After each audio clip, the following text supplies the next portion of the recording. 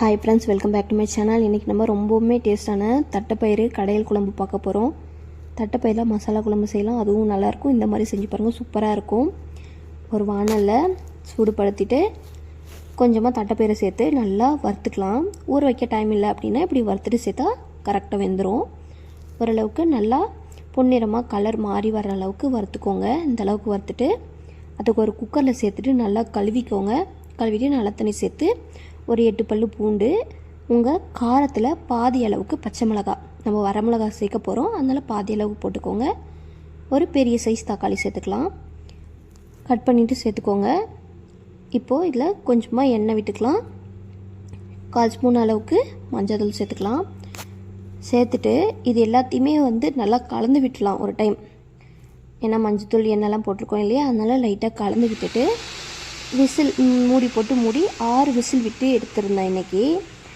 நீங்கள் எத்தனை விசில் நீங்கள் ரெகுலராக விடுவீங்களோ அந்த மாதிரி விட்டு எடுத்துக்கோங்க. நான் 6 விசில் விட்டு எடுத்துருந்தேன். இப்போ நம்ம தாளிச்சிக்க போகிறோம். ஒரு வானலில் எண்ணெய் ஊற்றிக்கோங்க. தாளிக்கிறதுக்காக கொஞ்சமாக கடுகு, 1/4 ஸ்பூன் அளவுக்கு சீரகம், ஒரு 2 மிளகு சேர்த்துக்கலாம். இது ஃப்ளேவருக்காக மிஸ் பண்ணாமல் சேர்த்துக்கோங்க. ஒரு 15 போல் சின்ன வெங்காயம் குட்டியாக கட் பண்ணி சேர்த்துருக்கேன். சின்ன வெங்காயம் சேர்த்துக்க பாருங்கள், ஏன்னா தான் டேஸ்ட் நல்லாயிருக்கும். அப்படி இல்லை அப்படின்னா பெரிய வெங்காயம் கூட சேர்த்துக்கலாம். வெங்காயம் நல்லா கலர் மாதிரி வரட்டும். இப்போ பாருங்கள், கலர் மாதிரி வந்தாச்சு. இப்போ உங்கள் காரத்துக்கு ஏற்ப வரமிளகாய் சேர்த்துக்கோங்க. சேர்த்துட்டு நல்லா கலந்து விட்டுருங்க. இதில் கொஞ்சமாக கருவேப்பிலை சேர்த்துக்கலாம். அப்புறம் கொஞ்சமாக பெருங்காயம் சேர்த்துக்கோங்க. இப்போ நம்ம தனியாக தூள் சேர்க்க போகிறோம். நான் 1 டேபிள் ஸ்பூன் சேர்த்துருக்கேன். கொஞ்சமாக உப்பு சேர்த்துக்கலாம். உப்பு சேர்த்து நல்லா கலந்து விட்டுருங்க.